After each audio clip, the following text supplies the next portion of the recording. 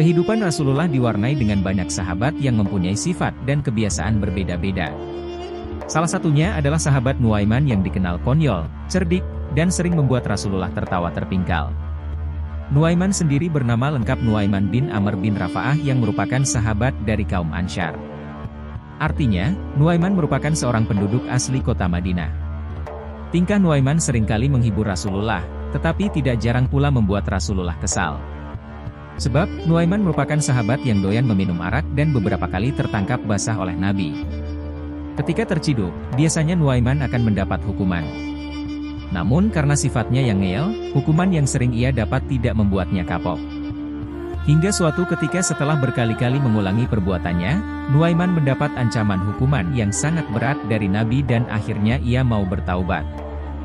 Meskipun Nuaiman dikenal sebagai sahabat yang gemar mabuk-mabukan, namun ia tercatat sebagai seorang mujahid, pejuang Islam tatkala dirinya terlibat dalam Perang Badar.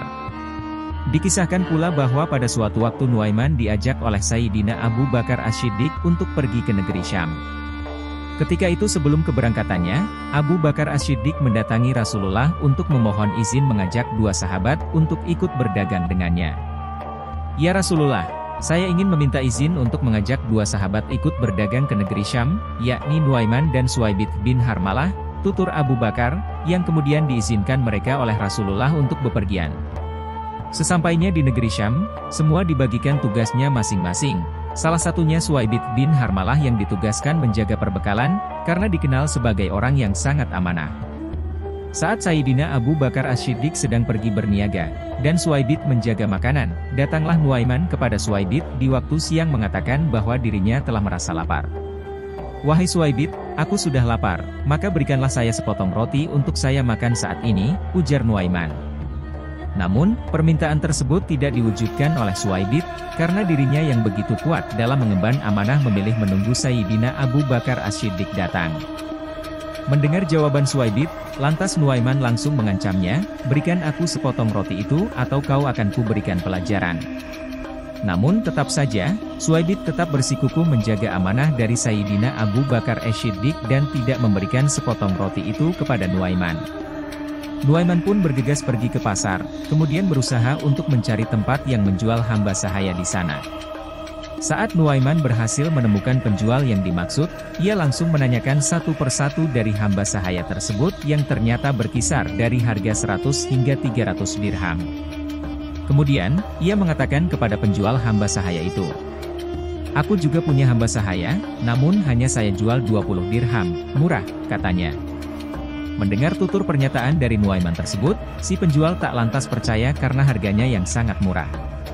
Lebih lanjut, Nuaiman menjelaskan bahwa hamba sahaya yang dimilikinya itu murah karena memiliki aib, kecacatan, di mana ia takkan mengaku sebagai hamba sahaya dan selalu menyebut-nyebut dirinya sebagai orang yang merdeka.